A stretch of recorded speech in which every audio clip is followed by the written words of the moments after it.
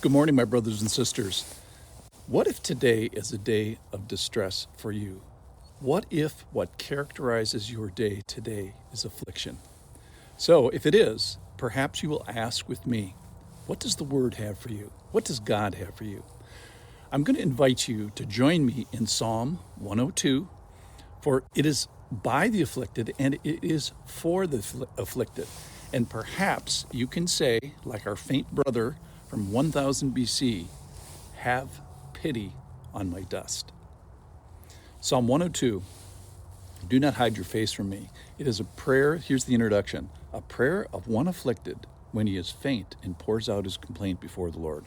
Here it is, verse 1. Hear my prayer, O Lord, let my cry come to you. Do not hide your face from me in the day of my distress. Incline your ear to me, answer me speedily in the day when I call.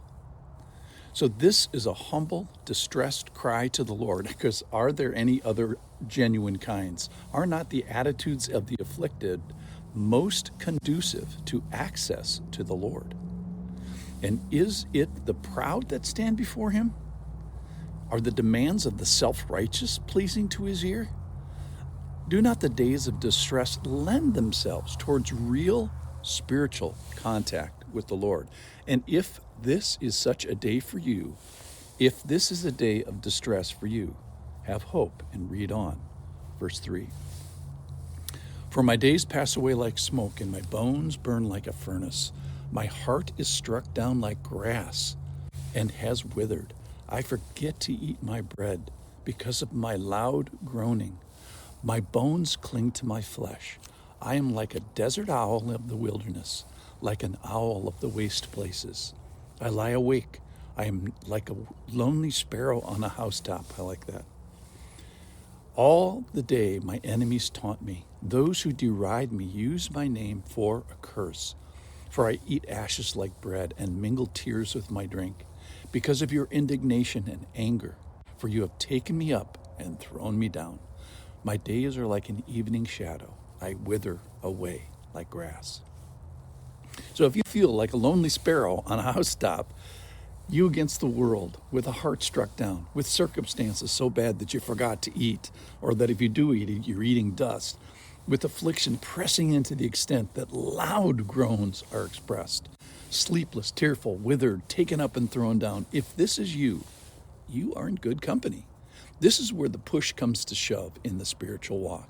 These are the days when your faith is tested, but it's also when it is difficult to respond. I'm thinking of Peter here today in John 6:68 when he says, but Lord, to whom shall we go? You have the words of eternal life. So my question for you would be, is if today is a day of distress, where else are we going to go?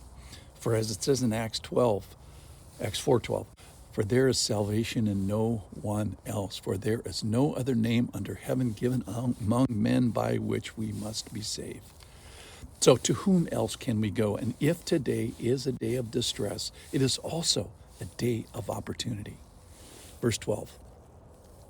But you, O Lord, are enthroned forever. So he changes here. This is going to be an uplifting stanza. You are remembered throughout all generations. You will arise and have pity on Zion. It is the time to favor her. The appointed time has come. For your servants hold her stones dear, and have pity on her dust. Nations will fear the name of the Lord, and all the kings of the earth will fear your glory. For the Lord builds up Zion, he appears in his glory, he regards the prayer of the destitute, he does not despise their prayer. My summary to that is what it says in that stanza, have pity on my dust. My bad time can be a favored time. Have you ever seen someone's day become their finest day?